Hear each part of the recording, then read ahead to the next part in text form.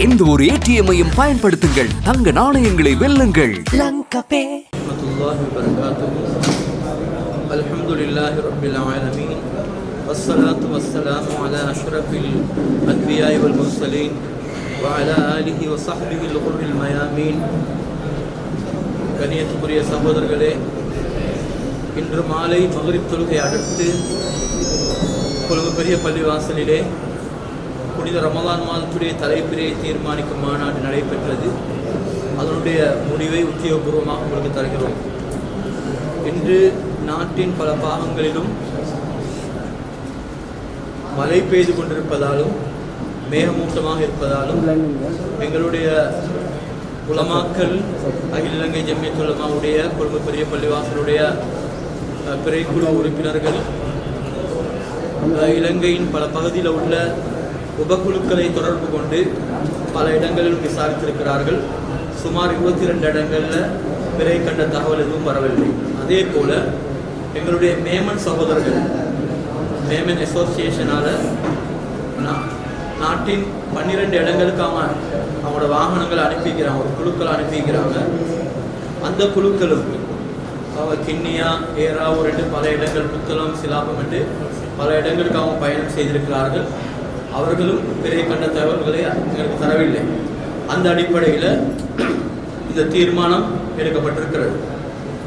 ஹிஜ்ரி 1446 ரமதான் மாதத்திற்கான தலைப்பிறை நாட்டின் எந்த பாகத்திலும் தென்பட்டதாக ஊர்ஜிதம் செய்யப்பட்ட சாட்சியங்கள் கிடைக்கப்பெறாமையினால் ஷஅபான் மாதத்தை 30 பூர்த்தி செய்து 2025 3ஆம் மாதம் 1ஆம் திகதி சனிக்கிழமை மாலை மக்ரிபுடன் ரமதான் மாதத்தை ஆரம்பிப்பதென கொழும்பு பெரிய பள்ளிவாசல் உத்தியோகபூர்வமாக அறிவிக்கின்றது.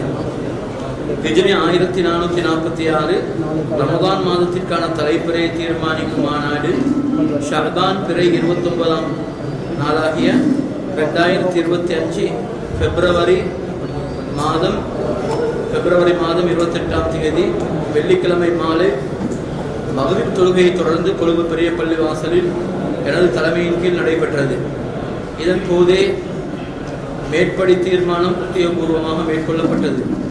புனித லைலத்துல் கத்ர் இரவும் ரமதான் 27ஆம் இரவாகிய 27ஆம் தேதி மார்ச் மாதம் 2025 வியாழன் மாலை வெள்ளி இரவு அனுஷ்டிக்கப்படும் என்றும் ஹிஜ்ரி 1446 ஷவ்வால் மாதத்திற்கான தலைப்பிறையை தீர்மானிக்கும் மாநாடு எதிர்வரும் ரமதான் பிறை 29ஆவது நாளாகிய 2025 மார்ச் மாதம் 30ஆம் தேதி ஞாயிறு மாலை கூடும் எனவும் முடிவு செய்யப்பட்டது.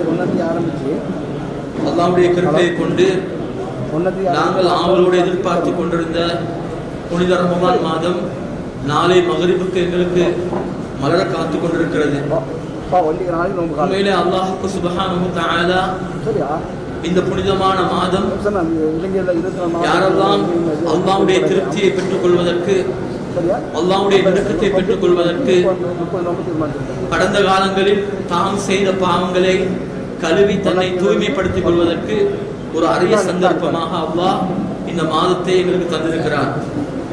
உண்மையிலேயே அல்லாஹ்வுக்காக வேண்டி அதிகமான நல்ல காரியங்களை செய்யக்கூடிய நல்லடியார்களுக்கு இது ஒரு வசந்த காலமாக இருக்கிறது.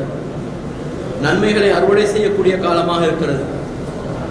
இந்த ரமலானுடைய நோக்கம் 2 நோக்கங்கள்.